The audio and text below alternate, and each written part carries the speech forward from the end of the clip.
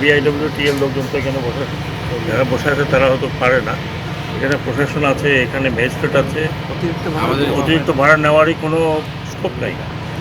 যদি আপনাদের কাছে যাত্রী তোলার জন্য আরো যদি কমপ্লেন করে আপনাদের কাছে, তাহলে সেক্ষেত্রে আপনারা কম্পিটিশনের জন্য এই যে ডিসি আছেন, ডিসি তো আমাদের কোস্ট গার্ড নেভি আছে স্যার, নেভি সমস্ত